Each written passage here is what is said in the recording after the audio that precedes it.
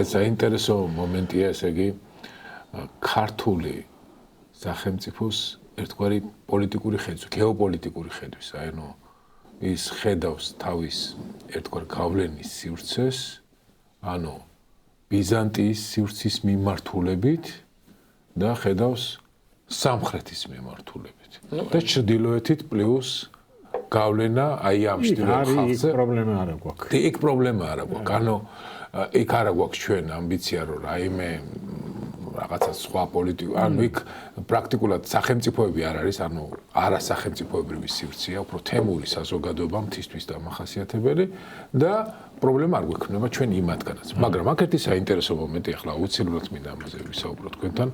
არ ვიცი ახლა ჩვენ რა თქმა უნდა აქ ცოტა ისტორიული ქრონოლოგია ცოტა აურიეთ ახლა როცა ამ კითხვას დავსვავ. თამარის ეპოქაში მოხდა ანუ თიელთა წინააღმდეგ თიელთა აჯანყების დიდოელებს და ხოველებს ერთადერთი ისა გვაქვს. აი ეს ეპიზოდი პროტესტის ამბოხის. რა არის ანუ ისტორიკოსთა ვერდიქტი რა მოხდა რის გამო აჯანყდნენ ისინი იყო თუ არა ეს აი ძალით გაქრისტიანების რაიმე ოპერაცია აი როგორი მიზეზები ქონდა და რა შედეგი დასრულდა მაინც ისეთი კონკრეტული რაღაც იქ ნამდვილად არ ჩანს რაღაცა მასშტაბური ჩანაფიქრი მთიელთა მხრიდან. ის არის მთიელთა ურჩობა. ახლა ერთი რამ არის. მთა ყოველთვის იყო ურჩი. ჩვენი მემატიანე თუ კარგად მახსოვს ლაშას მემატიანე. ლაშა გიორგის დროინდელი მემატიანე. ასეთ ფორმულა არ არის, ასეთი გამონათქვამი აქვს. ესე იგი ისეთი წესრიგი დამყარდა, რომ ოსმან მთიულმან, ყივჩაღმან და სვანმან პარვა ვერ იკადარა. მე მაინც მგონია, რომ ის რაც მოხდა დიდოელთა ამბოხი არა, ჩრდილოეთ კავკასიაში ეს ძირითადად ხო ეს მაინც იმ პარვისა და ბარბაროსული მენტალიტეტის წინააღმდეგ იყო. ესე კანონი შექონდათ. და აი ეს სხვა რამე ისეთი დავუშვათ რატო ამბობ ახლა ამას აფხაზეთში იყო ასეთი აფხაზ ისტორიკოსებს და იური ვორონოს და მე მას მიყვნენ აფხაზი ისტორიკოსები აფხაზთა მოწოლას მე-17 საუკუნეში აფხაზთა მე-16 საუკუნეში აფხაზთა მოწოლას და ინგურზე გასვლას აფხაზთას მიიჩნევენ ეროვნულ განმათავისუფლებელ მოძრაობა და აფხაზი ხალხის ქართველი დამპყრობლების წინააღმდეგ. უფრო იქ სამეგრელოს წინააღმდეგ ასე საუბრობენ. ესე ეროვნულ განმათავისუფლებას აფხაზკა რეკონკისტა, ეს აფხაზური რეკონკისტაო, გამიგეთ? ეს არ არის რა, აი ესე არც ის ხო არ იყო და არ იყო ეს შარვაშიძე. მეორე დღეს როცა ზუგდიდში შემოვიდა და გადადიანდებოდა. ისი ამოცანა იყო გადადიანება და მე ქუთაისში დაждობა. ეს ერთი სამყარო იყო პოლიტიკურად და ცივილიზაციურად მიუხედავად იმ ბარბაროსული ასე ვთქვათ მენტალიტეტის და მთას რომ მოყვა. იქაც აქ არის მთა, აქ არავით არის პოლიტიკური ასე ვთქვათ მიზნები არ ჩანს და არც უნდა დავინახოთ ჩვენ. აქ არის წესრიგის დამყარება, ის რაც გააკეთა დაუშვათ გიორგი ბრწყინვალემ კანონი დაწერა რა, ხო? შექმნა კანონი აი ამ მთაში წესრიგის დამყარების კუთხით და მიზნით. ასე რომ ამის იქით ვერ წავალთ ჩვენ. იქნებოდა ცივილიზაციური მომენტი, რა თქმა უნდა, იგივე რწმენის ამბავი, იგივე წარმართობის ბრძოლა ქრისტიანობის წინააღმდეგ. როგორც ჩანს, ეგ გადმოიტანა კონსტანტინე გამსახურდიან დიდოსტატში ერთ-ერთზე ზის ერთმანეთს. ასე რომ აქ დიდი ის არ უნდა დავინახოთ. ეს გამონაკლისია პრინციპში. ეს არის გამონაკლისი. თან ჩემი აზრით ცოტა გაზვიადებულია. ანუ ივანე მხარგრძელის განდიდების მიზეზი ჩემი აზრია. მასშტაბები არის გასწრილი. და იქ ისეა წარმოჩენილი, რომ აი ივანემ რა გააკეთა და როგორ დაამარცხა და ეხლა კარგით რა ჯარისთვის რომელსაც მოგებული აქვს შამქორი ბასიანი ირანში აქვს ლაშქრობა ჩატარებული თითოელების და ფხოველების დამარცხება ეხლა არაფერი არის ეს დაახლოებით როდის უნდა იყოს დასკვნითი ეტაპია 10-11 წელია სავარაუდოდ აჰა ქრონოლოგია არ ჩანს ბოლო ვერ ვიტყვით რა ბოლო პერიოდი აქ თავარი კიდე რა არის აი თუ ვინმე ჩრდილოეთ კავკასიაში მოინდომებოდა ასე ვთქვათ საქართველოს წინააღმდეგ გამოსვლას აი დიდი მიზნებით სახელმწიფოს შექმნის უკვე აი ოსების სახელმწიფო აღარ არსებობს უკვე იქ ოსნი მეფენი ასე თუ მთავარნი ასე დავითის ეპოქაში აღარ ჩანა სახელით არა ხუდანი ვიცით თამარის პაპა ხო პაპა თამარის პაპა ხუდანი ვიცით მაგრამ თუ ვინმე მოინდომებდა ამ კუთხით ასე ვთქვათ თავის გამოჩენას და რაღაც საპირწონეს შექმნას იგივე ჩრდილოეთ კავკასიაში ალბათ ოსები იქნებოდნენ ოსები უერთგულესები არიან ამ პერიოდში უერთგულესები საქართველოს სახელმწიფოსი და ასე რომ ეს არაფრით არ უნდა ვიფიქროთ რომ იმათ ჰქონდათ რაღაცა ისეთი ამბიციები რომ რაღაცა სახელმწიფოებრივი გაერთიანება შეექმნათ და აი ეს საქართველოს საპირწონედ ასე ვთქვათ დავით სოსლანი დაახლოებით როდის გარდაიცვალა და ეხლა ეს ამან როგორ შეცვალა უკვე თამარის მდგომარეობას ამ ფოკარს დავითის გარდაცვალება 1207 წელი 5 მახსოვს 1205 წელია დაახლოებით საერთოდ ეს თარიღები ცოტა ისეთია იმიტომ თამარის გამეფება ის გარდაცვალების თარიღები ვიჭირს დავითის გარდაცვალების შემდეგ ხდება მემატიანები აი ამ თარიღებთან დაკავშირებით ძალიან სიტყვა ძუნწი არიან ძალიან სიტყვა ძუნწი მაგრამ ამას მოყვა მყისიერად ალბათ დემეტრეს თანამოსაყდრეთ გიორგი ლაშას თანამოსაყდრეთ იმ წუთას გიორგი როდის დაიბადა ეს დაახლოებით არის მე მგონი 1191-ის შემდეგ. ესე იგი აქ აშკარაა რომ თამარს გაუჭირდა დაფეხმძიმება, ეს პრობლემა იყო და მერე უცბად ერთი შვილი და მეორე შვილი გაჩნდა დიდი ასე ვთქვათ ბრიტანიობისა და იმის შედეგად და რატომღაც ერთადერთი ისტორიკოსი, რომელიც თითქოს ბუნებრივად მიიჩნევდა ამ ლაშას დაბადებას და რატომ გაეპარა ეს არ ვიცი, ჩემი მეგობარი ილია მთელავა. თითქოს ალბათ 99-ში, 88-ის დასაწყისში თუ 87-88-ში არის დაქორწინება, თამარის მეორე დაქორწინება და 99-ისკენ სადღაც აქ ყველაფერი ლაპარაკობს, უდიდესი პრობლემა იყო. უდიდესი პრობლემა იყო 91 იმ კრიზისის ბოლო კრიზისის შემდეგ მოხდა ეს და დიდი ამბავი იყო ეს საგანგებო ლაშქრობა მის სახელზე და ასე შემდეგ. ამიტომ სადღაც 93 ალბათ 92-93 კიდევ მეორე ჩვენ ზუსტად ამას ვერ ვიტყვით. ხო, მაგრამ თავარია რომ ის მცირეწლოვანი იყო, როცა სოსლანი მოკვდა. ხო, სულწლოვანი არ არის. ლაშა როგორ იზრდებოდა? მაშინ ათაბაგის თანამდებობა იყო, ხო? არა. დააწესეს. ათაბაგთან პრობლემები გვაქვს როგორ და რანაირად ჩდება. ყოველ შემთხვევაში ივანე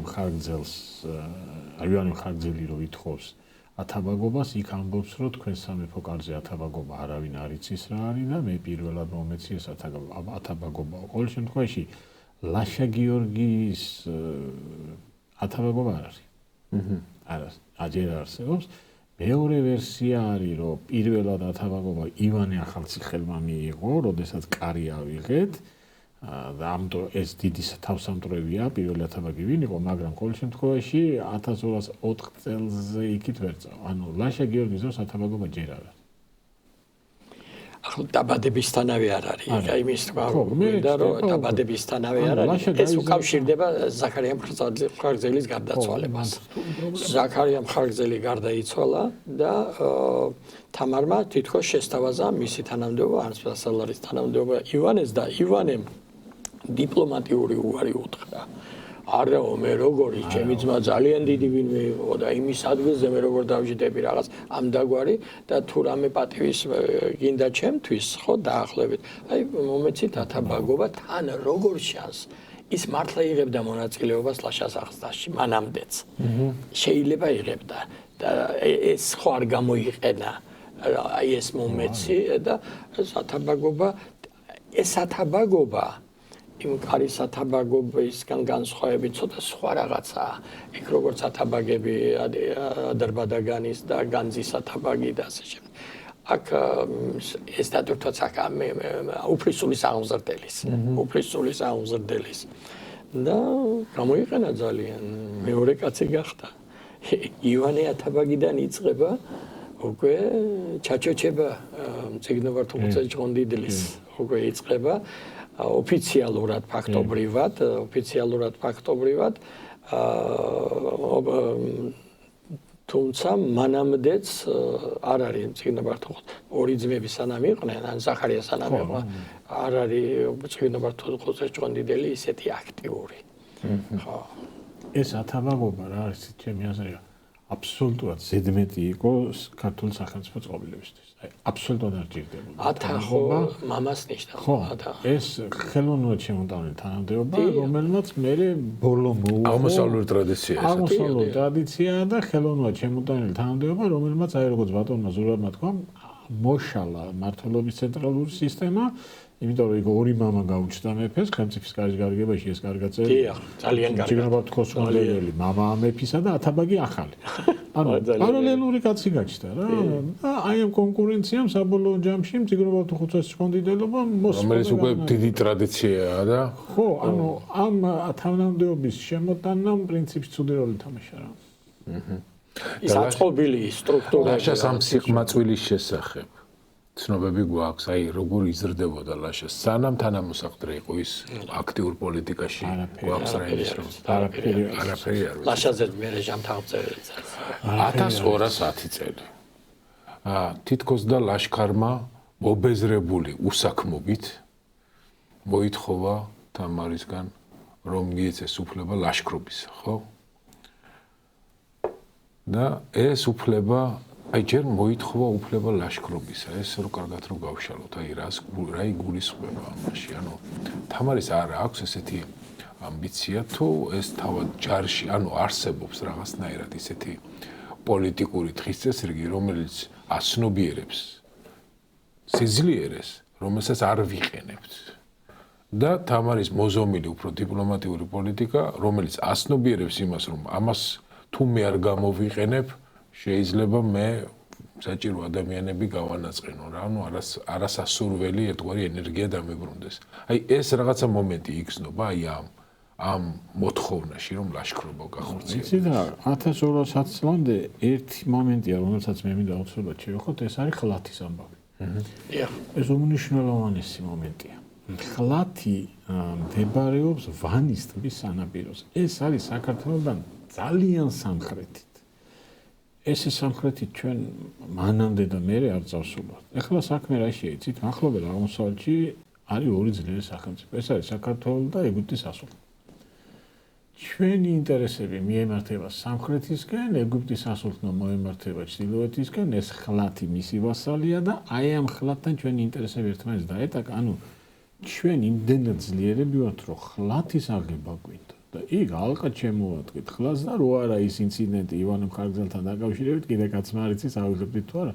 ანუ ეს კიდე ერთხელ მიუთითებს ჩვენს სიძლიერეს. აი რუკაზე ვისაც უნდა დახედოს, ნახოს სად არის ვანის ტბა და რამხელა სამხრეთში ვართ გაჭრილები და რამხელა ამბიცია. თან ლიდერი ძალა, მთელი აიუბიანთა დინასტია, იქით აი ეგვიპტის სასულ და ისინი განაგებენ იქაურობას და იმას შენ ესე იგი პირდაპირ იმის ტერიტორიაზე უტევი ქალაქს ალყას არ ტყავი იქ სერიოზული ზალა და აჩენხება 1210 წელს ეხლა მათ ცოტა ცოტა რთული სათქმელია რამდენად ეს იქ არის რომ ზაქარია ეუბნება რომ ხო ერთი რომ ჯარი აღარ იბძვის და თქვა უსაქმრობს და მეორე ყველას ვაჩვენოთ ჩვენი ძალა ეს ძალის დემონსტრირება შუა საუკუნეებში ჩვეულებრივი ამბავია მაგრამ მე ვფიქრობ, უფრო სწორი ის მოსაზრებაა, რომ აქ მაინც არის ისევ და ისევ სავაჭრო გზები.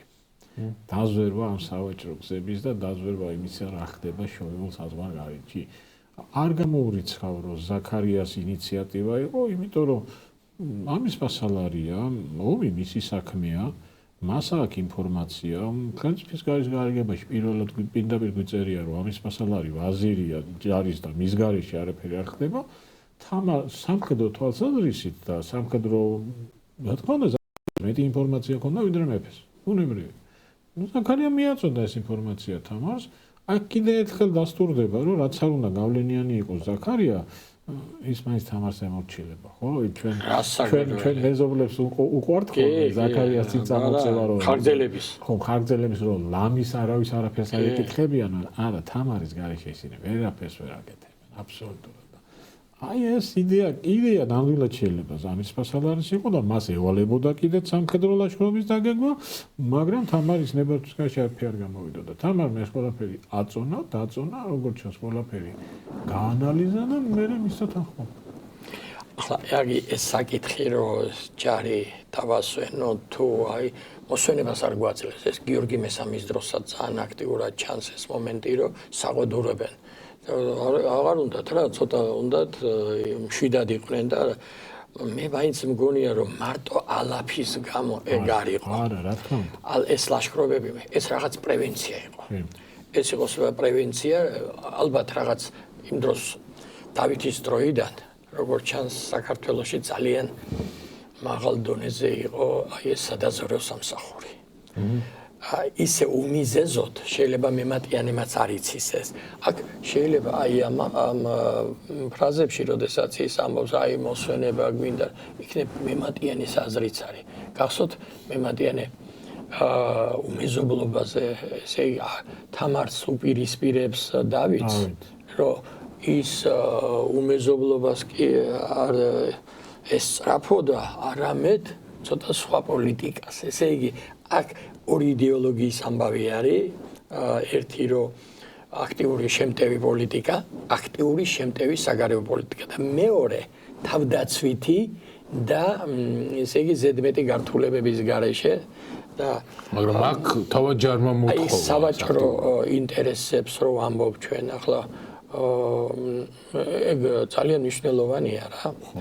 სწორად თქვა მიშა მეგრო იგივე იმ ბერმონაზნების გაძარცვაში და ეხო ქარავანი დადიოდა იქ და საჭირო იყო აი საქარავნო გზების დაცვა რა არავინ იცის რა ამოცანას ისახავდა ის გიორგი მესამე როცა ითხოვდა რომ ჩვენ ეს ახალ სამხედრო ექსპედიციას ან თამარის დროს ხდებოდა ეს არავინ არ იცის ეგ მე მაინც მგონია რომ ეგ უფრო სერიოზული ასე ვთქვათ მას უფრო სერიოზული სამხედრო პოლიტიკური мотиваცია ჰქონდა აი უსაფრთხოების თვალსაზრისით ვიდრე დაუშვათ ალაფი არ ჩანს ეს ალაფი აქ მეორე ხარისხოვანი იყო ჩემი გადასახედიდან ხო აი ეს მინდოდა და არა მეთანხმებ ბატონ ზურაბს ხათჩუეს სამწუხაროდ არსებობს ესეთი ჩემის აზრით არასწორი მოსაზრება რომ ქართული სახელმწიფო აგებული იყო აი ამ აგრესიულ საგარეო ომებზე ალაფზე შემოსავალზე და აი როდესაც ჩვენ უკვე ვეღარ ვახორციელებთ მერე ამას აი ამან თითქოს გამოიწვია სახელმწიფოს დანგრევა ჩვენ ვიყავით იმ სიმდიდრეს ეფუძნებოდა და არა ეკონომიკას რომელიც ეფუძნებოდა იმ სოფლის მეურნეობას და ყველა ის ალაფი დამატებითი შემოსავალი არასდროს საქართველოს არ უარსებია ალაფის ქარჯზე ჩვენ არ ვიყავით ეს ცივილიზაცია და ამ შემთხვევაში ვეთანხმები ბატონ ზურაბს იქ ალაფი მეორე ხარისხოვანია რა თავარი არის ეს არის დაზვერვა და იქაც რაღაც შორეული პერსპექტივები რა ხდება და როგორ ხდება ეს ოპერაცია ხარ როგორ გახოცია? თანამდებობ ძალის დემონსტრირება, კი ბატონო. ოპერაცია როგორ გახოცია და თავად ეს ლაშქრობის? რომელ ლაშქრობის? 1200. აი, სპარსეთი? ხო, მანამდე ერთი ის თემა, კარგი თემა წამოწია, მიშამ აი ესეთი. აი ხარგზელების კანდიდატება.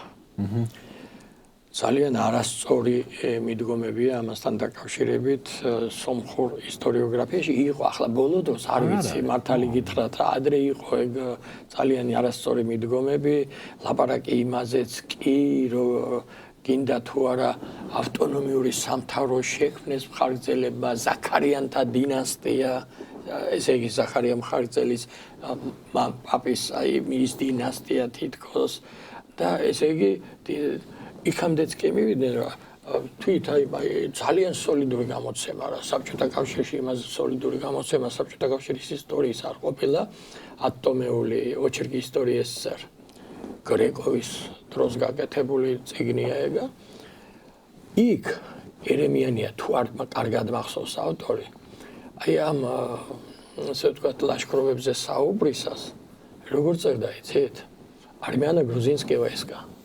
Под командованием მხარგრძელი, ესე იგი, სომხურ ქართული შეერაღებული ძალები სომეხ მხარგრძელთა სარდლობით. მათ საქართველოს სახელმწიფოს სამხედრო დიდება ეს არის, ესე იგი, სომხების მიერ განხორციელება, მოპოვებული, სომხების მიერ არის მოპოვებული ეს დიდება.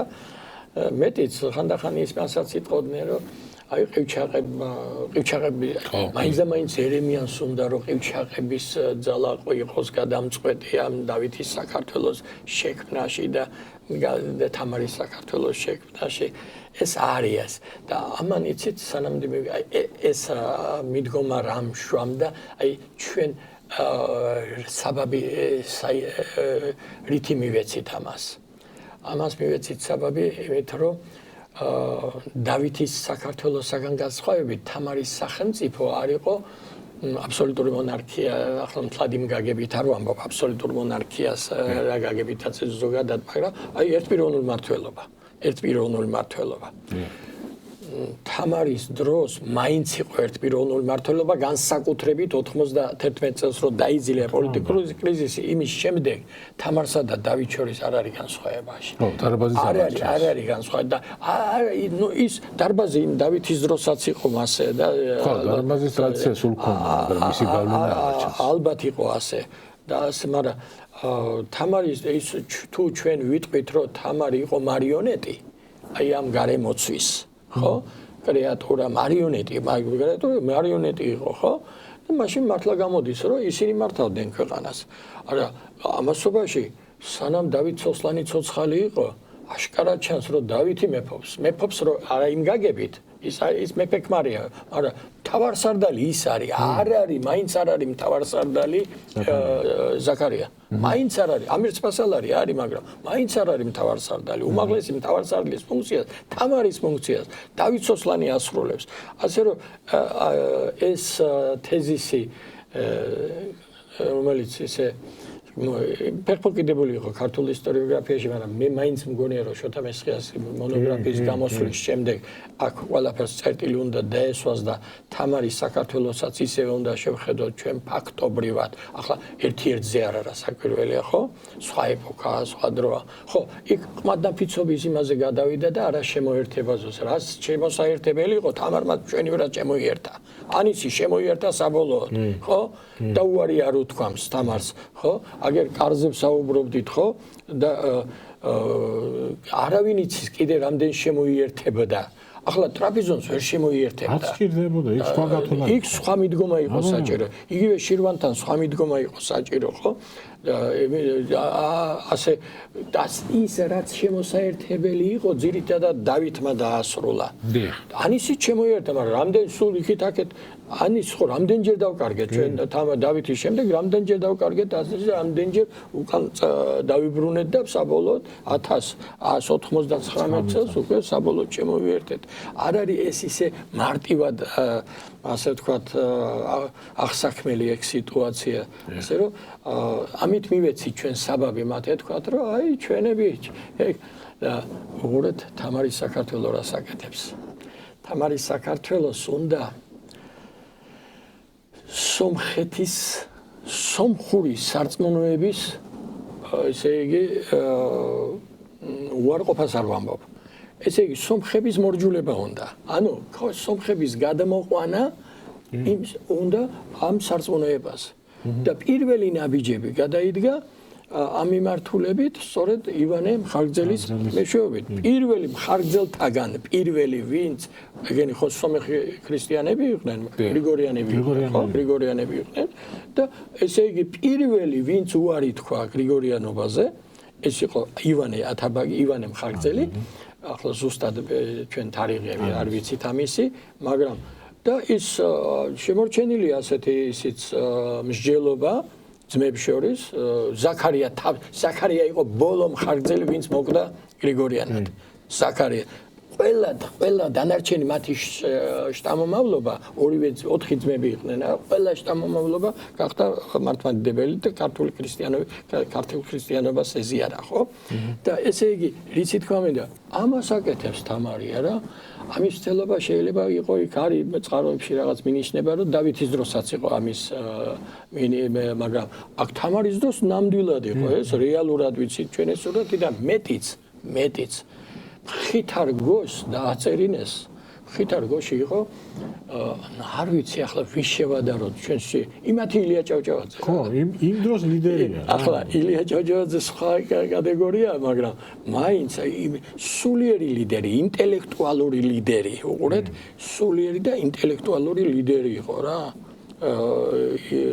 ხითარ გოში ჯუნდებელი, კანონდებელი რა არისო რა მისი კანონები საქართველოს ტერიტორიაზე დაედო საფუძვლად მთელ რიგ საკანონმდებლო ნორმებს საქართველოშიც მთლიანად საქართველოშიც ხო და ესე იგი იმას დააწერინეს სპეციალური წერილი თამარს და დავითს მიმართა წერილით ხო და აქებს ადიდებს მაგრამ ითხოვს რას შეგვინარჩუნეთო რა ჩვენი სარწმუნოება და მონათლულები ვართ ხელახლა რატო გნათო ხო და ესე იგი ეს სიხაზგასმა და ზაქარია ზუსტად ზაქარია ივანესგან განსხვავებით ცდილობს რას ცდილობს რომ როგორმე რაღაც უნიასავით რაღაც ინტეგრაცია კი მოხდეს, მაგრამ არა იმით, რომ სომხებმა დაკარგონ თავიანთი სარწმუნოება, გამიგეთ? ამ პოზიციაზე დარჩა, ამიტომ ის გრიგორიანად, ხოლო ივანე ათაბაგი გადმოვიდა და ივანეს მიყვა ალბათ მარტო ივანე ხო არ იქნება და იმიტომ ყველა მიყვა და ის რო გარდაიცვალა იმის მერე იმის შტოც ასე გადმოვიდა თან ჩვენ საქართველოს სახელმწიფო ვართ. აი ეს იყო აქ. რომელი ავტონომიური სომხეთი, რომელი ეს ზაქარიანთა დინასტია, ნუ ახლა ეგ თან ერთი მომენტს გავუსვა შოთა მესხემ გედია ხაზე არც ერთ სომხურ წყაროში, ყველა სომხურ წყაროში სომხურ ენაზე. მათი გვარი არის მხარგრძელი, გამიგეთ? არა, მისი თარგმანია, ხო იცით, რა გითხრას სომხები რას აკეთებდნენ რუსულ ტექსტებში. დოლგორუკის ესე იგი თარგმნეს ეგა. სომხურად არა აქვს დათარგმნი, ერკაიმ ბაზუկ თურმე არის, ესე იგი სომხურად ეს მხარგრძელია. ხო და არა, არც ერთ წყაროში არ არის. მე რატო ამბობ ამას?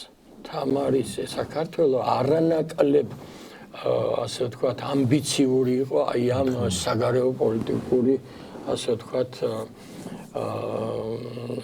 არანაკლებ ამბიციური საგარეო პოლიტიკური გეგმები ჰქონდა თამარის საქართველოს და არ იტყოდნენ ისინი უარს შემოერთებაზეც, სადაც შეიძლებოდა ესე უშუალოდ შემომტკიცება შეიძლებოდა ტერიტორიების მისდამატება. რა თქმა უნდა, ზაქარია ნამდვილად დიდი მოღვაწეა, როგორც ჩანს, წკინვალე სარდალია. ჩემი აზრით მისი ძმისგან განსხვავებით და მართლა დიდი დამსახურება აქვს საქართველოს წინაშე, მაგრამ ნუ ეს ყოველთვის ჩანს რა, რომ თამარის გაშვებს ვერეთებს რა. ეს ლაშქრობა როგორ წარიმართა? ხო, ნუ ეს ლაშქრობა ძალიან წარმატებული აღმოჩნდა, მთელი ჩრდილოეთ ირანი დავლაშქრით ჩვენ. პრეცედენტო. ასე შორს აზენი მირანდა ზენჯარი ხო? კი, აზენი ყველაფერი. ასე შორს ჩვენ წასულები არ ვიყავით. ეს სერიოზული ლაშქრობა იყო, ის ალაფი რა თქმა უნდა თამდევი იყო და ის არ იყო მთავარი, მოკლედ სერიოზული ტერიტორია დავლაშქრეთ, ძალიან დიდი წარმატებით დაბრუნდა ეს ჯარი. და ბოლოს ალაფი ვერ ზიდეს და იმიტომ წამოვიდა. ხო, ეს ისტორიკოსი წერს, რომ ალაფი ვერ ზიდესო და იმიტომ უკან გამობრუნდენო, მაგრამ იცით რა ამოცანა შეასრულეს. თორე რაღაცას მოახერხებდნენ ალაფსთან დაკავშირებით. ალბათ. უკვე ძალიან შორს იყვნენ წასულები როგორც ჩანს ის ამოცანები, რაც იყო დასახული სამხედრო დაზვერვა და ეს ყველაფერი უკვე შესრულებული იყო, ну თან ეხლა кайხანია უკვე სამშობლოს მოწყობილები არიან, ხო მაგასაც კომიშნალობა აქვს რა, ყველაფერი და უკან დააბრუნდნენ ეს სერიოზული იყო, და ერთი ძალიან მნიშვნელოვანი მომენტია, რომელიც ხაზგასმულია ჩვენ ისტორიოგრაფიაში და მე ჩვენ ცუდად მოგვიბრუნდება. ეს ტერიტორია ხორეზმ-შახის ხო საპატრონო ტერიტორია.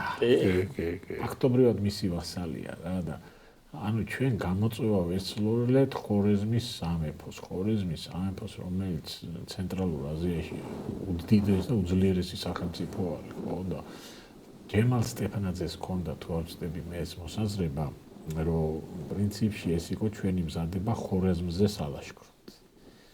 და მე იქ წეს ბატონი ჯემალი, რომ მე მუჰამედი ემზადებოდა ჩვენზე სალაშქროდ, უბრალოდ მონღოლებმა მოუსწრეს და ვერ შეძლო. ხა მე არ მგონია ჩვენ ხორეზმზე ლაშქრობაზე გვეფიქრე, ძალიან შორი ტერიტორიაა ჩვენთვის, მაგრამ ის რომ აი იმ ტერიტორიაზე სადაც ვილაშქრეთ დავზერეთ და იქ რაღაცა გეგმა გქონდა, მე ამაში მე ვფიქრობ ეს ნამდვილად ესე იყო. ყოველ შემთხვევაში ჩვენ და ხორეზმელები ბრძოლის ველზე ერთმანეთს მერე შევხვდით, როცა უკვე ორივე დასუსტებულები ვიყავით და პიკი გავლილი გქონდა. ეს ძალიან მნიშვნელოვანი ლაშქრობა იყო, ირანში ლაშქრობა, სერიოზული ლაშქრობა იყო, რომელსაც სავარაუდოდ საკმაოდ დიდი გამოძახილი მოჰყვა. ისე ამ ლაშქრობამ ხარ განაპირობა უკვე ის ფაქტიც, რომ პრაქტიკულად მოლაპარაკებაც შემდეგ უკვე შეუძლებელი იყო, აი ჯალალედინსა და დაუშვათ ქართულ მხარეს. აი იქ ბევრი მომენტი ჩაება, მაგრამ ალბათ ერთ-ერთი მომენტი მტრობისა ჯალალედინისა ჩვენდამი ალბათ ესეც იყო. ალბათ ესეც იყო, თუმცა იქ გადამწყვეტი უფრო სხვა მომენტები. კი, თავისთავად სხვა თემას აინტერესებს. ერთ-ერთი ესეთი მომენტი იყო, მაგრამ იქ ძალიან სხვა მომენტები შემოდის უკვე. აქ ერთი რაღაცა მაინც რა იყო ეს. აქ რომ ეს მაინც დაზვერვითია. მაინც დაზვერვითია. ჯერ ერთი ის დაბსაჯეთ, ვინც დასაჯელი იყო და უფრო შორს არ გვინდოდა, ხო? მაგრამ აქ რომ სხვა დიდი გეგმები ქონოდა, ჩვენ ადგილობრივად თანდათანობით ეტაპობრივად ადმინისტრაციებს შევქმნიდით, ხო? რაღაც გარნიზონებს ჩავაყენებდით და შეუდგებოდით იმ მხარეებს.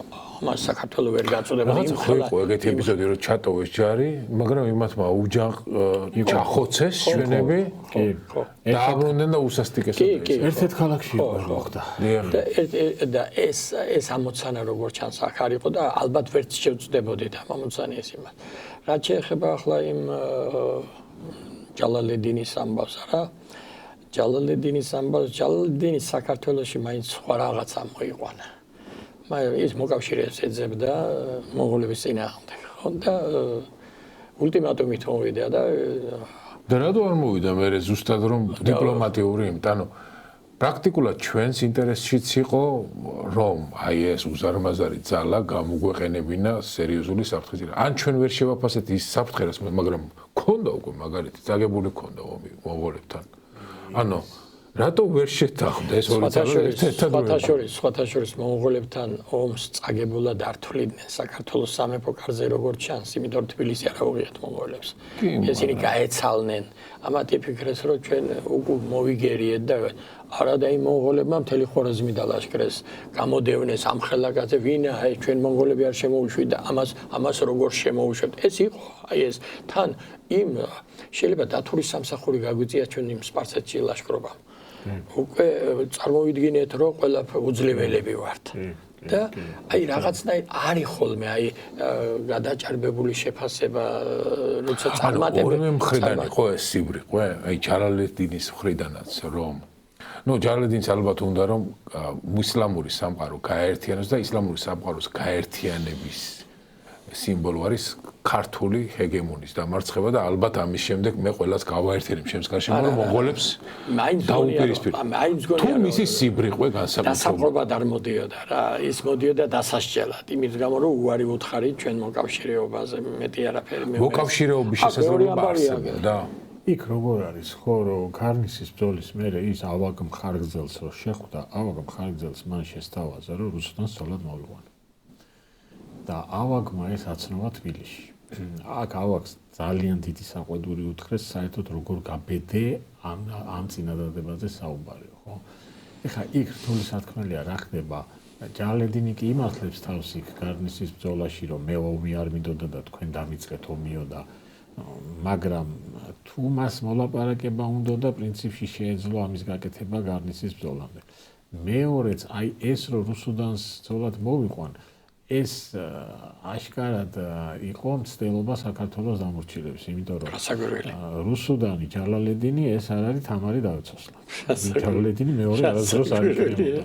ამ შემთხვევაში ქართულმა სამეფომ აბსოლუტურად სწორად გააკეთა, როცა უარი უთხრა ჯალალედინზე რუსუდანის გათხოვება, მართალია რუსუდანი უკვე გათხოვილია, მაგრამ ნუ თქვათ რომ ქართველები ამას დათანხმდებოდნენ, ეს ნიშნავდა ჯალალედინის ხელში გადასვლა საქართველოს სახელმწიფოს. და სხვა აი წმინდა სამხედრო დახმარებაზე რომ შეთანხმებულიყო, ჩვენს დაინტერესებული ვართ რომ მონღოლები გაჩერდნენ. რატომ არ იყო ეს? რა, ჯერ ესეთი მე ვფიქრობ, რომ იმ მონღოლთა პირველი ლაშქრობა ჩვენ ბოლომდე ვერ შევაფასეთ. ხო. აშკარად, ეს არ იყო ჩვენი ბრალი, იმიტომ რომ ეს ხალხი მოვიდა, წავიდა და ნუ ახლა ვეთანხმებ ბატონ ზურაბს, რომ ბრძოლის ველზე კი დავმარცხდით, მაგრამ ეს ხალხი არ გაჩერდა აქ, ანუ ჩვენი მხელა წინააღმდეგობა გაუწიოთ, რომ წავიდა. მეორე როგორც ჩანს, აი ეს რაც ბატონმა ზურაბმა თქვა, რომ ჩვენი სახელმწიფოს დაზვერვა და სტორები მუშაობენ, მე ვფიქრობ რუსუდანის დროს უკვე ყველაფერი მოშლილია. მოშლილია, ამიტომ ჩვენ ზუსტად ისიც არ ვიცით იქით რა ხდება. უკვე ლაშაგერგის დროს იშლება, რა თქმა უნდა. ამიტომ როგორც ჩანს ჩვენც ვერ შევაფასეთ იქ რა ხდება. მე ჯალალედინმა იმის მერე რაც უკვე თბილისში გააკეთა იმასთან მოლაპარაკება კატეგორიულად გამორიცხული იყო, ხო? ივანე ჯავახიშვილი წერდა რომ ჯალალედინი მწკინვალე სარდალი იყო, მაგრამ რამდენადაც მწკინვალე სარდალი იყო, იმდენად ცუდი დიპლომატია. ნამდვილად ესე იყო. კი ბატონო. მან თავისი ხელით გააკეთა მონღოლების საქმე. მოასუსტა მთელი წინა. ის უფრო მეტად დამთმობი უნდა ყოფილიყო. ვერ შეკრა მან კოალიცია, ვერ შეკრა. აი როგორც ჩანს ეს ტრობა საქართველოსადმი ეს ჩვენი დაუმორჩილებლობა რაღაცა სუბიექტური მიზეზებიც იყო ალბათ რომ აი ის მას რომ რეალურად დონოდა ჩვენთან კავშირი გაცილებით დამთმობი იქნებოდა და შესაძლებელი იყო არხის გამოძებნა. აი ახლა მაგრამ არ გამოიგო. კარგი, ეს უკვე ისეთი ისტორია, რომელიც არ მომხდარა, ეს უკვე რაღაც შეიძლება ანალიტიკა იყოს, მაგრამ ცოტა კი გაგვექცა ხა ჩვენი ისტორიის მოვლენები, მაგრამ მაინც მივაბით ეს რაღაცა ანალიტიკურად იმ 2210 წლის ლაშქრობა. ხო, ხორეზმის. მაგრამ ამაზე ცალკე გვექნება ჩვენ დისკუსია. ეხლა კი ბოლო და ყველაზე დრამატული ეპიზოდია ამ თამარის ეპოქაში. მე მახსოვს რომ 1210 წელს იყო თითქოს შეთანხმებული თარიღი თამარის გარდაცვალების. ეხლა კი 1213 წელია თითქმის. არა, ადრე იყო 13, მე იყო 10, მე 7 და ანუ ერთ სიტყვით აი 7 მე როგორ გაეტევა ეს 1210 წლის ლაშქრობა. ფებრამეცლის, სხვათა შორის 7 ფებრამეცლის. ამიტომ 10 ხوارჯობი. ხო. მე ვფიქრობ 10. მეც მაგაზე ესეთი აქვს ნუმიზმატიკური მონაცემები, რომელსაც ვერაფერს ვერ უზამ რა. ჩვენმა ნუმიზმატებმა იგივე ბატონმა გოჩამ და სხვებმა ძალიან კარგად უჩვენეს, რომ ამ ნუმიზმატიკური მონაცემებით, რომელიც ყველაზე მყარია, ეს არის 1210 წელი. ანუ რა არის? ანუ ამ წელს გამოცემულია უკვე ჩვენ გვაქვს მონეტა მოჭრილი თამარის სახელი და მონეტა მოჭრილი ლაშას სახელი. ლაშას სახელი და 1210 წელს. რა თქმა უნდა, თამარის სახელით მონეტა ვერ მოიჭრება თუ თამარი გარდაცვლილია. ანუ 1207-ში რო გარდაცვლილიყო 10-ში მონეტა არ მოიჭრებოდა. და თამარი 13-ში გარდაცვლილიყო 10-ში ლაშა გიორგი ვერ მოჭრდა მონეტას მარტო თავის სახელით. კი ბატონო, კარგი არგუმენტია. როგორ გარდაიცვალა თქვენი ვერსია რა არის? გქონდა თქვენ ძალიან საინტერესო მოსაზრება მასთან დაკავშირებით მის მემატიანე აღწერს მის ავადმყოფობას აი ასეთი დიდი ამბების შემდეგ აი რომ საქართველოს არის ძალიან ძლიერი აყვავებული აი 64 არა და აი ახლა იწყება ის ყველაზე ცუდი ამბები და ყვება ავადმყოფობას ყვება თამარის ავადმყოფობას და ისეთი ისაა რომ მიაჩნიათ რომ ეს არის სიმპტომები ავადმყოფობის სიმპტომები ეს არის სიმსივნე კიბო ხო ერთი ისტორია შეიძლება მოყვე მასთან დაკავშირებით. ცხადი, სწორედ ამიტომ გითხეთ. მე მოსკოვის უნივერსიტეტში ვამუშავებდი თემას საქართველოს ურთიერთობები კიევის რუსეთთან. ყივჩაღებთან და ჩრდილოეთ კავკასიის ხალხებთან და ამ შემთხვევაში კიევის რუსეთი. იყო საინტერესო იმიტომ რომ ეს ურთიერთობები თამარი და იური ანდრიასძე აი ეს 75 წელს თითქმის დამთავრებული მაქვს დისერტაცია უკვე ვამთავრებ და შემთხვევით უნივერსიტეტში მოსკოვის უნივერსიტეტში ქალბატონი მარიკა ჩამოგძანდა რაღაც შეკრება იყო კათედრის გამგეების და შევხვდი ქალბატონ თამარს ვისაუბრეთ ერთი საათი მაინც საუბრობდით დაახლოებით და გამომკითხა ყველაფერი დისერტაციასთან დაკავშირებით და მეუბნება ასეთ რამეს ზურაბ რა სადმე ხო არაფერი არ წერია აი ამ იური რუსზე ხო ახლა იქ მოსკოვში ძალიან არ უყვარდათ ამ თემაზე საუბარი იმიტომ რომ ეჩოთირებოდათ ეს ნარატივი სოდომურ ცოდვასთან დაკავშირებით და არ უნდათ ამას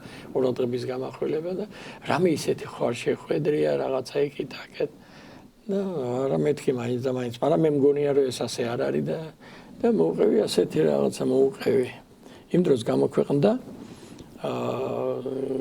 რომ იბეჭდებოდა მნათობში გრიგოლ აბაშიძის ცოტნე დადიანი და იქ აი დასაწყის ნაწილში იყო თამარის გარდაცვალების ისტორია მოყოლილი. ამას კითხულობ ჩემი მეუღლე. მე არ მქონდა წაკითხული, ის მნათობი უცბად და ჩემი მეუღლე ექიმია, იმით განათლებით და ახალდამთავრებული დიპლომირებული ექიმი, კითხულობდა ამას. და მე კითხება, ახლა მეუბნება რომ წაიკითხა ეს.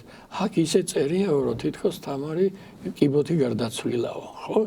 აქ ისეთი ის არისო სურათიო რომ არისო კიბოთი გარდაცვლილია და დავინტერესდი ახლა მეც და რომ წავიკითხე ეს მე არაფერს არ ამაძლევს მაგრამ ახლა უცბად გადავშალე წავედი ბიბლიოთეკაში იქ არ მქონდა დავშალე ეს თამარის მეორე ისტორიკოსი და ზუსტად სიტყვით კი არა ნუ ხატრულად მაგრამ იგი ის ნარატივი რაც არის თამარის მეორე ისტორიკოსთან ამის მიხედვით წერს მწერალი ამ ისტორიას და ახლა მივაქციე ყურადღება ასეთ რამეს აღყურეთ ასეთი რამე დედობრივმან უძლურებამან განგრძობილთა შინა მხედრობათა არათავსიდვა შემთხვეველ მიშვება აგებულებისა დედობრივმან უძლურებამან ხანდა უცბად ვიფიქრე რომ ეს ასეა თან ის უშვილობის ამბები ალბათ იქნება ესეც რომ ეს ყველაფერი მარიკას ეუბნები ქალბატონ მარიკას საუბრები და ეუბნები რომ ალბათ უშვილობამ შვა ეს საბაბი და მე კი ესე იგი უშვილობამ უკვე სოსლანთან დიდი ხნის უშვილობამ ხო შვა უკვე საბაბი პირიქით რეაბილიტაციის იმ პირველი ქმრის რომ ის არ არის აქ დამნაშავე ამ ამბავში არამედ თამარია თვითონ აი არ არის მთლად ისე ჯამრთელი და აი ეს დედობრივმან უძლურებამან აი დედა ქალი კი არა აი ქალი რო იყო და ცხენზე ჯომით და ესე იგი ამან გამოიწვია მისი დასუსტება არა დედობრივმან და ეს ყველაფერი რო შევაჯამებ თქვი რომ ეს ყველაფერი გამოიწვია უშვილობამ და ეს ბრალდებაც გამოიწვია უშვილობამ და მისი ბრალდების მოხსნაც გამოიწვია უშვილობამ სოსლანთან და ეს ყველაფერი მოუყევი ქალბატონ მარიკას მოუყევი ხალბატონ მარიკას და მარიკა მეუბნება უცბად მეთხრა იციო ზურაბო მედიცინის ისტორიკოსებიო ამბობენ რომ თამარი საშვილოსნოს კიბოთი გარდაიცვალაო გამიგეთ ისე გამიხარდა ახლა ეგრო მითხრა ახლა მე დღემდე ვერ მივაკლია მედიცინის ისტორიკოსებს ვინც ამაზე წერენ მაგრამ ეს ხო ახლა მარიკა ის ხალბატონ მარიკა ამას ისე ხო არ იტყოდა არა მე ვეძებე პრინციპში დავანებე ძებნასტავი რო ვერ მოვძებენ მე დავანებე ძებნასტავი და ესე იგი აშკარად არის რომ ეს ავად იყო და ეს ყველაფერი მართლა მის დედობრივ ორგანიზმს უკავშირდებოდა ეს ავადმყოფობა და ამით გარდაიცვალა. როგორ ჩანს ამით გარდაიცვალა თამარი და ეს ბევრ რამეს ამბობს იმ პროცესებზე, რაც მოხდა მანამდე, რაც მოხდა იური ანდრიასზე და იქით ესე იგი სოსლანი ეს ისტორია იმ ისტორიაზე. ასე რომ ბევრი რამ არაფერი არ ვიცით ჩვენ გარდა ამისა რა. ნუ გახდა ადამიანი ავად და გარდაიცვალა, მძიმე სენი შეეყარა, ვერც ლოცვა მუშველა, ვერც მკურნალობა მუშველა, ვერაფერი, ეს ყველაფერი იქნა. მაგრამ ამაზე არანაკლებ საინტერესოა სად დაასაფლავეს, ხო? ეს საინტერესო მომენტია. ალბათ სავარაუდოდ ლოგიკური არის, რომ გელათის გასაკვირველია, ისე წერია. რატომ არ არის შენახული კონკრეტული ადგილი, საფლავის ქვა? ეხლა რა მოხდა? დაუბრუნდები პირველ რიგში იმასაც ბატონმა ზურაბმა თქვა. ჯაბას აქვს სამში. ჯაბას სტატია აქვს. სტატია აქვს აი ამაზე. ამ საკითხზე ერთი წუთით მეშა, ესე იგი პირველად მე 75 წელს უკვე ჩამოყალიბებული მქონდა. მაგრამ დისერტაციაში არ შევიტანე ეს ნაწილი, რაღაცების გამო თავი შევიკავე მაინც და სტატია გამომზადე რუსულად. მინდოდა ეს რუსულად გამომექვეყნებინა ეს სტატია და მაშინ ისტორია SSR-ში მინდოდა ამის გამოქვეყნება. აი ყველა 16 გვერდიანი წერილი იყო მახსოვს. სოხუმში დარჩა ეს წერილი ისე გამოუქვეყნებელი, მაგრამ მანამდე მე იმ შინაარსი სადღაც 2-3 გვერდი სხვა სათაურით მოხსენების სახით მქონდა კონფერენციაზე 91 წელს და დაიბეჭდა.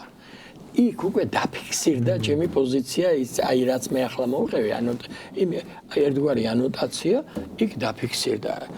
მაგრამ მე აღარ იქნა რა, მე რაღაც ისე იქნებ ვერ გამიგონ რაღაც არ ვიცი რატომღაც გამზადებული სტატია ვერ გამოვაქვეყნე რა, რუსულად მქონდა გამზადებული და ქართულად არ მქონია. ქართულად არ მქონია ეს სტატია, თუ ქართულად გამოვცემდი სინამდვილეში. ხო და ასეთი რაღაცა აი ეს თქვა მინდა და ბოდიში. ხო, ნუ და ჯაბამ გააკეთა. ეხლა სამი მემატიანე მოგვითხრობს თამარის გარდაცვალებაზე. ისტორიანი და-ძმანი, ბასილეზოს მოძღვარი და ლაშა გიორგის დროინდელი მემატიანე. პირველი ორი აშკარად თამარის თანამედროვეა, ის მესამეც, ცოტა მოგვიანებით არის, სამივე შავით თეთრ წელს, რომ დაკრძალეს გელათში. სამივე. ეხლა ხო არ მოგვატყუებენ ხო, ცხადია. ეს ერთი, მეორე, ეხლა ის მემატიანეები ისტორიას წერენ არა მარტო იმიტომ, რომ ჩვენ 2025 წელს წავიკითხოთ, თანამედროვეებისთვისაც წერენ და ეხლა ყველა მიცის რომ გელათში არ დაუგზავნოთ და მემატიანე წელს გელათში დაგზავნეთო, ეს თამარი დაგზავნეს გელათში. რაც შეეხება რატო არ არის სამწუხარო ჩვენი მეფეების 90%-ის საფლავი დაკარგულია. გიორგი მესამე გელათში არ არის. გიორგი მწყინველი გელათშია არ არის. ლაშა გიორგი გელათშია არ არის. დაიკარგა საფლავები ახლა. საფლავი რომელიმე გავხსენით ამბობენ რომ იქ გახსნესო დავითის საფლავი და არც ის იგივე. აი მეც ვიცი ესე ზეპირი გადმოცემა რომ ნიკო დავითი იქ არის სადაც არის. იქო თითქოს გახსნესო ის საფლავი და მე ვიცი ეს თამბავით ზეპირი ნიკო ბერძენიშვილმა გახსნა დავით ამაშეევლის საფლავი იქ სიცარიელეა და ისევ დახურა. მეორე მხრივ ეს ლოგიკურია, იმიტომ რომ დავითი წმინდანად შერაცხეს წმინდანის წმინდა ნაწილებს იქ კარიბჭეში არავინ არ დატოვებს. შიგ ტაძარში. გადასვენებულია სავარაუდოდ დიდი ტაძრის საკურთხეველი. დიახ. შეეხება თამარს, აი საფლავის ქვა თუ დაიკარგა, საფლავი დაკარგულია, მოჩა ახლა ჩვენ არ ქონდა ტრადიცია პირამიდების აშენების და რაღაცა, აი როგორიც არის დავითის საფლავი, ერთი ლოდი არის, ასეთივე ლოდი იქნებოდა თამარის საფლავზე და ის შესაძლოა დაიკარგა. ყველაზე სერიოზული ვერსია, რასაც მე ვეთანხმები, ეს არის 1510 წელი, როცა ოსმალებმა ქუთაისი აიღეს და მე გელათი გადაწვეს. აი იმ ლაშქრობის დროს ან მართლა ქვა გადამალეს და მე დაიკარგა და აქედან გაჩნდა ლეგენდარო საფლავი გადამალეს, ან იმ გელათის აოხრების დროს ის ქვა დაზიანდა და დაიკარგა. ანუ ამაში როგორ გითხრათ, განსაკუთრებული არაფერი არ არის. ჩვენი მეფეების 90% საფლავი ჩვენ გვაქვს დაკარგული. ეს ცუდია რა თქმა უნდა, მაგრამ ჩვენი ტრაგიკული ბედის ამბავია რა. მე მაინც არ გამოვრიცხავ, რომ აი ეს ისტორია, რაც უკავშირდება თითქოს ლაშა გიორგის თითქოს წაესვენებინოს ხო ეგ ისე ხო არ გაჩნდებოდა იქნებ მართლა იქ მაშინ ძალიან აქტიურად უნდა მონაწილეობა იმ ჯვაროსნულ ლაშქრობაში როგორც ჩანს ლაშა გიორგის და ხო არ იყო ამ ცდელობა მაინც ხო არ ამოასვენეს რაღაცა ნაწილები და ხო მართლა არ მიასვენებდა იქ იმიტომ რომ თამარზე როგორ წერენ მაინც თამარზე წერენ რომ ეს რაღაცა მეფე მონაზონია რა კი გათხოვილიცაა შვილები წყალს ეგ რაღაც საოცრა მეოთხე სახებაო საოცრად მორწმუნეა ხო და ეს რაღაცნაირად ისე ხო არ არის ამით ის უცხოელი წერს ამას ის უცხოელი წერს ამას მე კონიუნქტურისათვის საერთაშორისო კონიუნქტურისათვის რომ ჩვენ საქართველოს ხელმწიფენი ხო მეფეები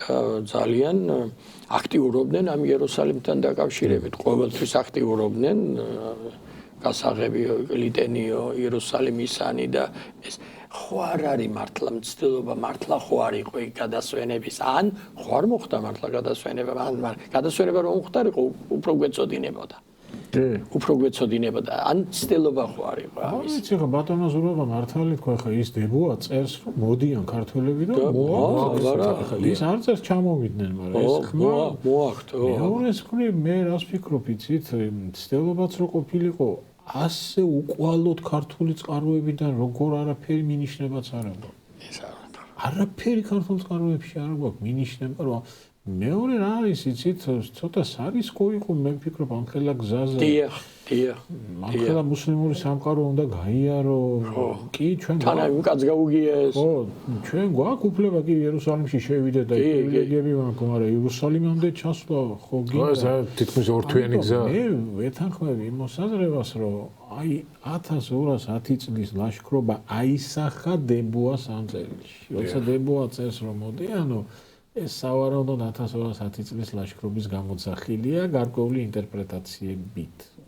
თუმცა რა თქმა უნდა, ეხლა გამორიცხული რომ თამარი გადაასვენეს, ეს არ არის. მე მაინც მგონია რომ ჯვაროსნული ის არის რა იდეოლოგია, ჯვაროსნების იდეოლოგია მათ ჭირდებათ ეს. ეს მათ ჭირდებათ. ჯვაროსნებს ყოველთვის ჭირდებოდათ რომ აი ეს ჯვაროსნები ყოველთვის უყურებდნენ საქართველოს როგორც თავიანთ მოკავშირეს. მეხუთე ლაშქრობაში და იქ აშას მართლა ერიან იქ და ჟაკ დევიტრი პირდაპირ წეს რომ ქართველებს ელოდებიან ისინი. ხო, სერიოზული ძალაა. აბარა. საბოლოოდ მოდი ესეთი მცირე დასკვნითი შეფასება თამარის მეფობის. ანუ ეს არის ისეთი წარმატებული მეფობა როა თავისთავად ცხადია, მაგრამ ამ მეფობაში არის თავშეკავებული ძლიერება თუ ბოლომდე რეალიზებული ჩვენი ძლიერება. ანუ თუ კი ვინმე არის რომ რაღაცა სკეპტიკურად აფასებს მისი მეფობის მიღწევებს, მას სწორედ აი ესეთი შეიძლება ილუზიები ჰქონდეს, რომ ბევრად მეტი შეგვეძლო, მაგრამ მისი მეფობის დროს ალბათ ეს მაქსიმუმი ვერ გამოვიყენეთ. თქვენ როგორ აფასებთ? არა, მეტი შეგვეძლო, რაც შეიძლება და ყველაფერი გააკეთეს. მეტის რესურსიც არ ჰქონდა, ეხლა ყველაფერს ხო აქვს, საზღვარი არა, რესურსი აღარ აქვს ხა მეტი არც ფიზიკური და არც მატერიალური. ასე რომ მე ვფიქრობ, რომ აი მაქსიმუმი ისი გაკეთებაც იმ მომენტ მეტი რაღა უნდა გაეკეთებინათ. ესე იგი, მახლობელ აღმოსავლეთში და ზოგადად ქრისტიანული სამყარო რო ავიღოთ ევროპისთაც, ერთ-ერთი უძლიერესი სახელმწიფო ვართ. ტერიტორიულადაც ეხლა რო დათვალო, ხო? ფართობი მე არ ვიცი, არ დაგვითვლია, მაგრამ სადღაც 120-150.000 კვადრატ კილომეტრზე არის. იქნებოდა. კი, ერთ-ერთი ყველაზე დიდი სახელმწიფო ვარ. ცენტრალიზებული, ძლიერი, ანგარის გასაწევი ყველასთვის, ევროპისთვისაც და მახლობელ ამაზე მეტი არ ვიცი მე რა უნდა გაეკეთებინათ. ესე თამარი ისე გარდაიცვალა, რომ მან ზენიტში მყოფი საქართველო დატოვა. ეს იყო ძლიერების ზენიტი, პოლიტიკური ძლიერების, სამხედრო ძლიერების, ეკონომიკური აყვავებული ქვეყანა, ხო? და თავარი ცივილიზაცია, ესე იგი ვეფხისტყაოსანი, ეს ყველაფერი ერთად, ეს არის ნაყოფი, უკვე ნაყოფი მოიმკო ადმინისტრაციული ცხოვრების ამსახველი დოკუმენტაცია, რომელიც კიდევ უფრო დაწვრილებით ცნობებს მოგცემდა აი მათ ყოველდღიურობას. ანუ აი რატომ არ არის აი ჩვენ ეხლა ესეთი იმპერია, რომელსაც აი ამდენი შემოსავალი ჰქონდა და მე რამდენადაც მახსოვს ივანე ჯავახიშვილის 4 მილიონი უნდა ქონდა წელიწადში შემოსავალი, ხო, რაღაცა ოქროს მონეტა. ანუ აი ეს შემოსავალი ხა გამორიცხულია, რომ ძალიან კონკრეტული, სკრუპულოზური ბჭყალებში ბუღალტერიით არ ყოფილიყო და იქ არ ყოფილიყო მთელი ხარჯ-დაღრიცხვა, მთელი შემოსავლების, იმის, ამის მოქმედი კვირების, არ ვიცი, რაღაცა რაინთა კლუბების თუ ვაჭართა კლუბების, ანუ მოქმედი პირების ყოველდღიურად ფურცელზე უნდა ყოფილიყო ასახული. სად წავიდა ეს ფურცელი? ცოტა რთული კითხვა დასვით ახლა. ეგ სამწუხაროდ აი საქმის წარმოება, იგივე ფინანსური ანგარიში აღრიცხვები, ხო? ჩვენ გვაქვს ასეთი ძეგლი მელქისედეკის დაწერილი. კათოლიკოსი პატრიარქის მელქისედეკის დაწერილი, სადაც აი მან რა ქონება შეიძინა და ამის აღრიცხვა გააკეთა. ამიგეთ, საიდან წყაროები, საიდან იყო, მაგრამ სამწუხაროდ ჩვენ არა გვაქვს ესეთი დავთრები რო ქონდათ ოსმალებს შემდეგ მოგვიანებით, ასეთი რაღაცები არ გვაქვს. სამწუხაროდ არ გვაქვს. არა, ჩვენ გვაქვს სიგელები და იმ სიგელებში თუ რამეს გავიგებთ, მეფის სიგელები იქნება თუ რა. ისიც რა გვაქვს? ძალიან ცოტა გვაქვს რა. ცოტა გვაქვს, იმ ეპოქაში ცოტა გვაქვს. უბრალოდ დაიკარგა მე ვფიქრობ. ახლა საქართველოს მოწესრიგებული სახელმწიფო იყო, გადასახადი ჰქონდა, ელემენტარულად მოსახლეობა აღწერილი იქნებოდა, გამორიცხულია. ხო. თუნდაც ის რომ დავითმა თბილისში დააწესა გადასახადები, ჯერ მოსახლეობა აღწერა, ხო, რომ გაეგო ვინაი რა არის. უბრალოდ დაიკარგა. ხელმწიფის კარის გარიგებაში ყავს ჩვენ ესეთი ცნობა, რომ წიგნობარ თუ 5 წელს კონტინენტს ყავს 23 წიგნობარი. დიახ. წიგნობარ თუ 5 წელს მე ჯორჯილე თუ 5 წელს ის თალგე იყო. წიგნობარ თუ 5 წელს კონტინენტს ყოველ დღე აძლევენ თუ არ ვცდები მე 5 ფურცელს. პირდაპირ წერია. ზარდახანისა და საწოლის წიგნობას 2 ფურცელს. და დანარჩენ 21 წიგნობას ყოველ დღე აძლევენ თითო ფურცელს. ეს რო დათვალო არის რომ ყოველ დღე წიგნობა თუ 5 წელს კონტინენტის საგამგებლო ყოველ დღე იგებდა 30 ფურცელს. ანუ დღეში ჭირდება მინიმუმ 30 ფურცელი. ძალიან საინტერესო დაგვირგვინებაა. რამდენს წერდნენ ხო წარმოგიდგენია თქვენ? ეს ყველაფერი ნუ დაიკარგა უბრალოდ. ეს იქნებოდა ყველაზე სერიოზული წყარო. იგივე როგორც ეს ზოგადი თქვენ შეეხეთ ჩვენთვის ძალიან მტკივნეულ საკითხს, წყაროები არ აქვს. რატო არ აქვს? ნუ ამაზე ქართული ისტორიკოსებს პასუხი არ აქვს. არ აქვს ფაქტი. როგორ შეიძლება სახელმწიფოში თამარის დავითის დროს დავთრები არ ყოფილიყო და აღწერილი შედეგები არ ყოფილიყო და ადასა თბილისში რა შედიოდა, რა შემოდიოდა ქარავნები ალბათ სუითულიდან. და ბოლო-ბოლო მე ჯორჯილე თუ 5 წელს სამსახური უწყება ხო ამას ალბათ ანგარიშებდა ყველაფერს ის. აბა ისე სამინისტრო დღევანდელი გეგებით სამინისტრო ბაჟი, ბაჟის გადახდა ყოველთვის იყო. კი, ხო. არ ვიცი, ძნელის ხო, არ ვიცი, რამ დაკარგა როგორ საშინელებაა ეს მომენტი, აი ეს დიდი ისტორიული ცოდნის ვაკუუმი. ხა ბაგრატ მეოთხის სიგელი რო გვაქვს მიჯნაძორელებისა და იმისადმი, ოფიცერლებისადმი. იქ ხო ჩამოთვლილია მისი წინაპრების საბუთები. 1, 5, 6 მოიტანესო ეს? არა, აღარ არის. ანუ იყო იმ მომენტში და გაქრა. დაგვიდესო ეს აგერ გურამ ამ ფარისო და მავალისო იმის თან 2 საუკუნის. ანუ მაგრამ მე ვფიქრობ აი ძნელბედობის პერიოდში დაიკარგა რა განადგურდა. ეხლა ყველაფერს თავი დაანებოთ, მარტო უცებრო გავიხსენოთ რუსუდანის დროს ორჯერ გადაწვეს თბილისი, ხო? ერთხელ ჯალედინმა, მეორე მონღოლებმა. და იმ მონღოლების წინ იმ მუხამუხაზეს რო დააბარა, იმას სამეფო სასახლეს გადაწვა. კი. იქ ხო იწვის ეს დოკუმენტები, ხო ნადგურდება რაღაცა და ნუ ალბათ განადგურდა. ხო. ეს თუმცა ალბათ შეიძლება ძირითადად ალბათ გადარჩა ცოტა ჰაი-ჰარალო ხასიათით შეიძლება არის. ძირითადად ალბათ მაინც ეკლესიებში გადარჩა რაცა გვაქვს ისიც. ძირითადად ალბათ იქ. ეს ანუ თამარის ისტორიკოსების ესეც ხო ცოტაა ესეთი სერიოზული მონუმენტური ეპოქისთვის. 3 ისტორიკოსი ცოტა ალბათ უფრო მეტი უნდა იყოს, ყოველდღიურობა უნდა იყოს აღწერილი, მაგრამ სამწუხაროდ ეგ პრობლემა ჩვენ ზოგადად გვაქვს. ეხლა დავითი ამხელა არის და მისი ისტორია A4 ფორმატში რო გადავიყვანე მე ესე 12-იანი შეფით 23 გვერდია. 23 გვერდი, კაცი 36 წელი მეფობდა, ერთი გვერდიც კი არ გამოდის 1 წელიწად. სადა დღეების მიხედვით კი არა, წლების მიხედვით რო იყოს. არა, სადა ეინჰარდმა რო დაწერა კარლოსის ისტორია 3 ტომია, კაცო. ეს სულ მიკვირს ბატონო, რატო არ დაწერეს? აი მართლა მიკვირს. არა, მე ხშირად კი ვამბობ, თვითკრიტიკული ვარ და ვამბობ, რომ ჩვენი ისტორიოგრაფია შუა საუკუნეების არ არის იმ დონეზე. არა, ნუ მოიგო, სწორად თქვა რა, ნიკო ბერძენიშვილმა 1963 წელს ერთ-ერთ სხდომაზე 16 აღაიშვილისადმი მიძღვნილა სიცილისთან დაკავშირებით. ესე იგი ასეთი რამ თქვა, გენიალური რაღაცა დაიწყო სიტყვა და მოყავს ასეთი ეპიზოდი ფლახის ნამბობი და ასე დამთავრდა შენი შერმადინობა, როგორც შერბა ავთანდილი შენი ყავი, ისე შერმადინობა. ახლა ვკითხულობდი ამაზე, რა შუაშია და მე აი რა თემებს ეჭიდებოდა მე-19 საუკუნეში ქართული მწერლობა. და ესე ზოგადად საკაცობრია ესეთი თემები, აქტუალური თემები და ამასობაში ქართლის ცხოვრების დონეზე ვიყავით. მე-19 საუკუნეშიც კი დიმიტრი ბაქრაძემდე რა, ხო თქვათ უნდა რა, დიმიტრი ბაქრაძემდე ჩვენ ისეთი ისტორიკოსი არ ყოლია რა. ნუ ვახუშტის გარდა. ყველაფერს ავიდევანებთ, პირველი ისტორია მარიბროსემ დაგვიწერა. თქვათ ახლა ეს. აი მე ვფიქრობ ვახუშტი გამარაგლის. ვახუშტი არის გიგანტი. გიგანტია ვახუშტი. სწორი ის არის და ვერ გავაგრძელეთ. ვახუშტიც ვერ გავაგრძელეთ. ისევ მემატიანებად ვიქეცით, ხო? ისევ პაპუნა და ის ჩამოვიდნენ. ისევ მემატიანებად ვიქეცით.